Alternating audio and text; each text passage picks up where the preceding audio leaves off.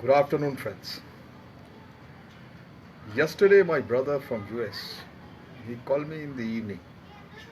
Generally, these people who are in US, they have got a different set of timings to call. When it's evening here, it's morning there. When morning here, it's evening there. He calls me and tells me he was feeling actually sad. My brother Khalid is a very successful man in US, and he's in real big position there. A philanthropic, very helpful to his friends because he firmly believes when he went for his education, he has been helped by many people to come to the kind of position he holds today. And he has got a magnificent office in a federal building. It's a dream for anybody, even for the American.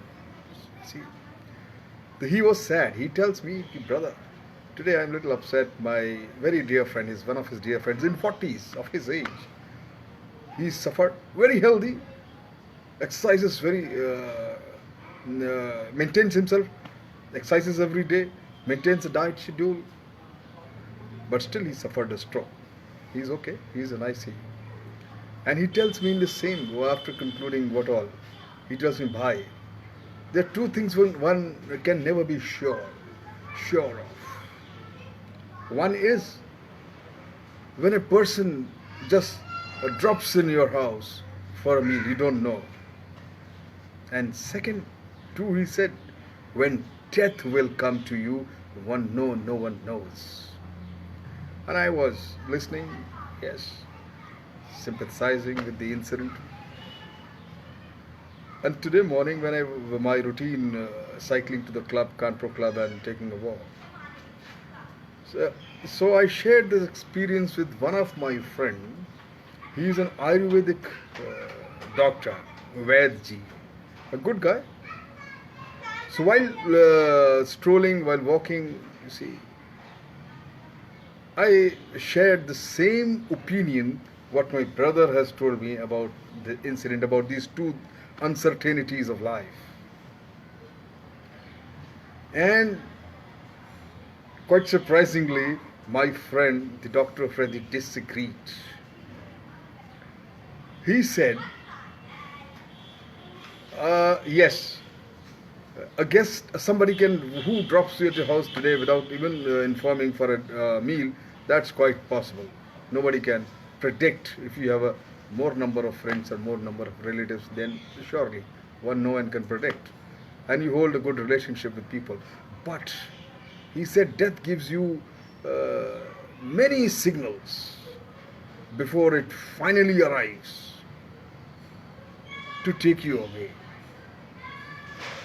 And then he narrated a beautiful anecdote which I am going to share with you, my friends. And the title of my today's talk to you is Final Warning. He narrated a beautiful anecdote about, he said there was a wealthy man, a very pious man, very regular in his worship. And he reached to the state of his spirituality where he befriended Yama. No, Yam is the messenger of God in Hindu philosophy or Hindu mythology. He says, while he befriended the Yama, he used to talk. When he used to sleep, Yama used to come in his dream and he used to talk to him on many issues, many things. Yama is supposed to be Dharmaraj, very intelligent, and he's supposed to be having answer of everything in the world, and this physical and the metaphysical both.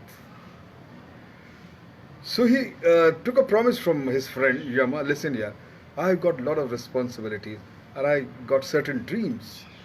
So don't take me away before I complete all these things what I'm telling you. And Yam says, okay, done. Granted, your wish granted. I see to it that you finish. And Yama, when Yama agreed that he will give him enough warning when he'll finish off with all kinds of, he will arrange for all kinds of worldly affairs and he is ready to go. But what happens? One day, suddenly that wealthy man dies, suddenly leaving his business in a mess.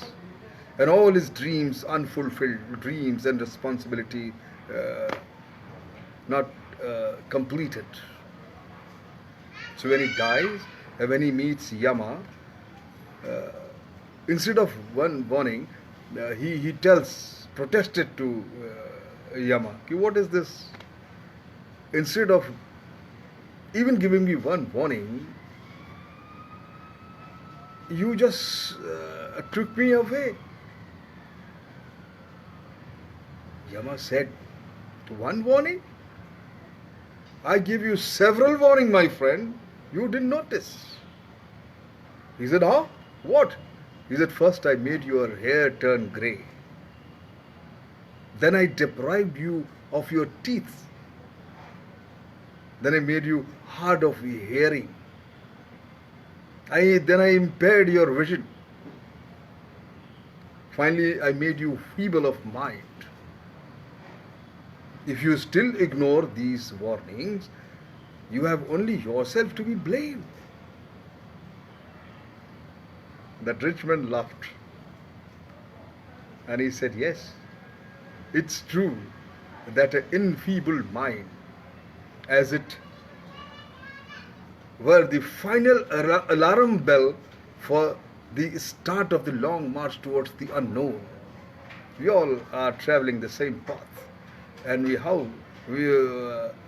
deliberately we ignore these warnings." My friend, remember, a mindless existence is like a being dead while breathing.